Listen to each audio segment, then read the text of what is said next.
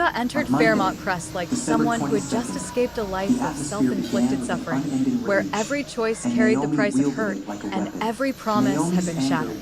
This closed community, with its controlled gates, festive lights, and polished, polite smiles, should have been just a place for her to start over, nothing more. But everything changed the moment Izaiah appeared. In her life, not loudly, not ostentatiously, but like a void filled at the right time, making Eva feel as if she could finally lay down her weapons. Being with Izaiah brought a frightening sense of relief, a relief that usually only comes when one chooses to trust someone before fully understanding them. He created a sense of security, not with grand promises, but with his timely presence, looking at her with a calm gaze as if all the turmoil within her could be sorted out by his patience. In her early days at Fairmont Crest, Eva found herself smiling more, sleeping more soundly, and beginning to envision a future she had once thought she no longer had the right to dream of, a life based on trust, a love mature enough not to need control or testing. The relationship developed at a dizzying pace, so fast that before those around her could even name it, Eva was living in it, protecting it, even using it as proof that she had finally been chosen by true happiness. She changed dramatically, not just in her dress or her brighter eyes, but in how she began to stand tall in the face of the judgmental gazes of this community. Eva began to believe that Izaiah was the rare right thing, a late but perfectly timed stroke of luck, as if all her previous suffering had only led her to this moment. Therefore, for Eva, Christmas Eve was not just a celebration, not just lights and music, but a milestone of commitment, a point marking that they had overcome the trial phase and entered the rest of their lives together. In her mind, Christmas was an unspoken vow. Stay, trust, open the door. But Fairmont Crest doesn't allow anyone to enjoy peace for too long. In a place where everything is wrapped in silk and tinsel, the truth often slips from people's hands in the smallest, cruelest ways. For Eva, the collapse began in a seemingly insignificant moment, a small detail that inadvertently caught her eye at her most vulnerable. Perhaps it was a wallet, slightly open, revealing an unmatched document, an identification card with an altered photo, a text message that appeared and disappeared too quickly but was enough for her to read a few words, or a call Izaiah received when he thought Eva was asleep. It could also be a carefully concealed piece of evidence carelessly revealed, a sealed envelope bearing the mark of an organization no ordinary person would ever be involved with, an old photograph mistakenly sent, a hidden piece of history exposed on the very night Eva thought she was stepping into purity. The terrifying thing wasn't the form of the truth, but the chill that ran down Eva's spine as the pieces in her mind automatically shifted, as if another story had just popped up beneath the one she believed. Eva didn't just see a secret. She saw the existence of a second life. She saw another Izaiah, not the man who offered security, but a calculated, prepared man who had come to Fairmont Crest with a goal unrelated to love.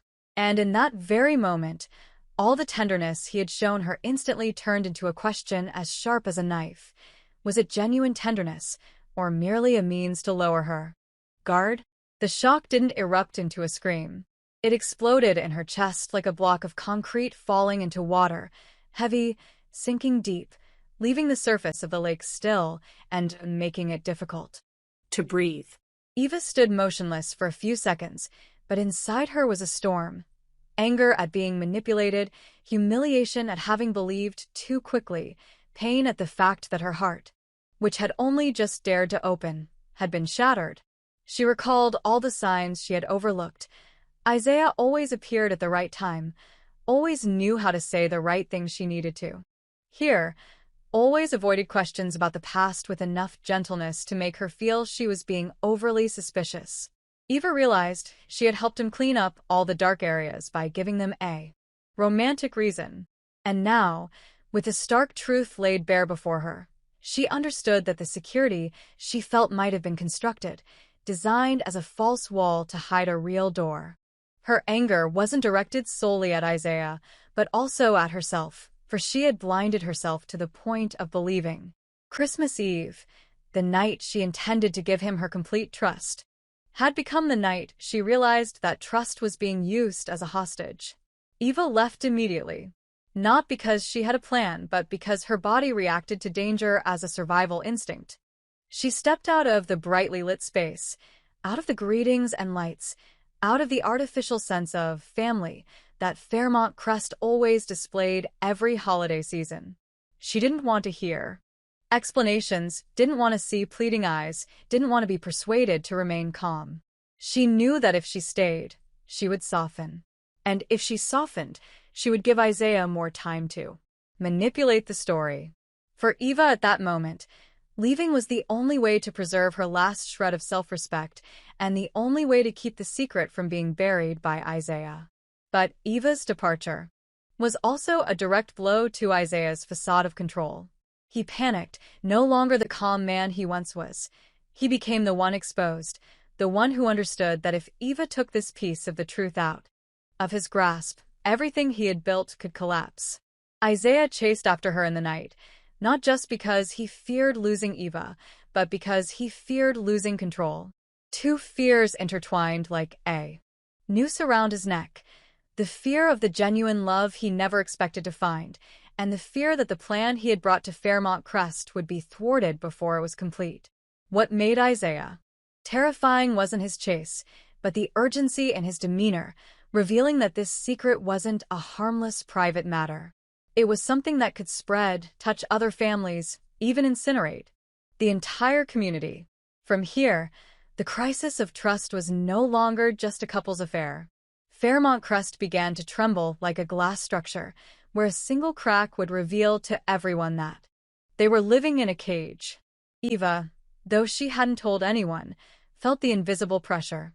Accidental glances, overly polite inquiries, and the coincidences of her appearing somewhere made her feel like she was being watched.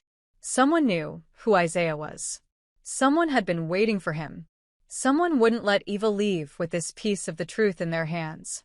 And Izaiah, instead of letting go, tried to protect Eva in the most misguided way. The more he hid, the more he controlled, the more he forced everything into silence. In Isaiah's mind, the truth was a bomb, and Eva was the one holding it without understanding where the fuse was. He believed that if she knew everything, she would die, or at least her life would be crushed. But that reason of protection sounded like a cheap excuse to Eva, because she had lived long enough to know people always use the word protection to justify depriving others of their right to choose. Eva wasn't just angry because Izaiah deceived her, but because he had given himself the right to decide what she was allowed to know, allowed to endure, allowed to forgive. For Eva, that was the deepest betrayal, turning her into a part of a game she never agreed to play. And the game begins to unravel. Izaiah arrives at Fairmont Crest at an opportune timing that is far too coincidental. He appears as the answer to Eva's shortcomings, as if he had studied her beforehand, knowing she needed security, knowing she was easily persuaded by calmness and presence. If he uses a false identity, then the name Izaiah is merely a thin skin worn to enter this place undetected. If the secret is an unresolved past relationship, then that former lover may not only be a lover, but an accomplice. Someone holding him captive, or someone using him as a tool to infiltrate Fairmont Crest. If the piece of truth Eva sees is evidence, a document, a sign related to money, power, or an unclosed case, then it is clear Izaiah is bound by a debt that cannot be repaid with an apology.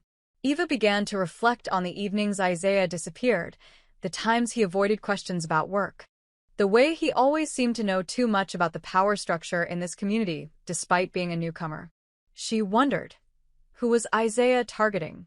What was he here for? And why had he chosen her as his ally?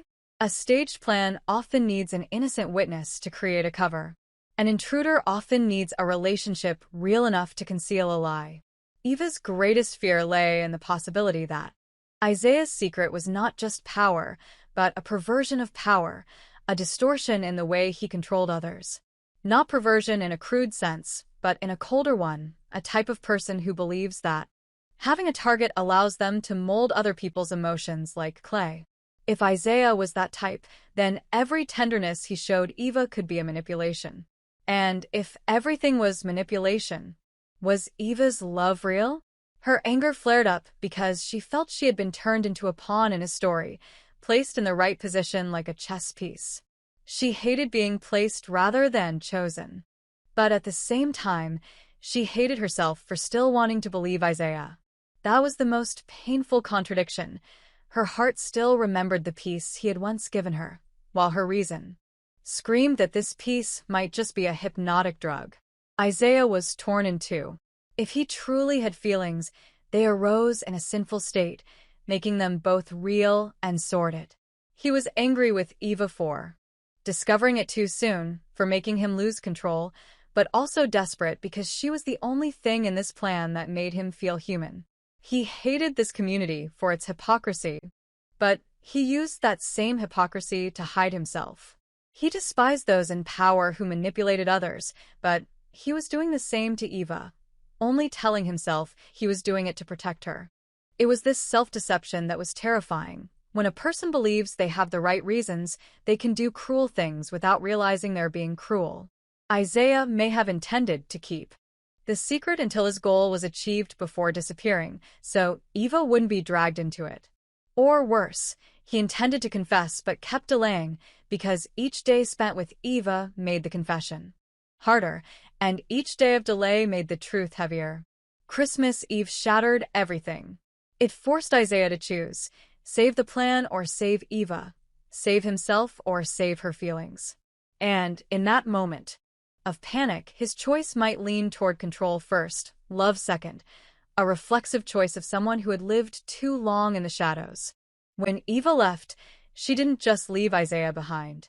She left behind the version of herself she had loved for months, a trusting, gentle, hopeful version. And that loss turned toxic.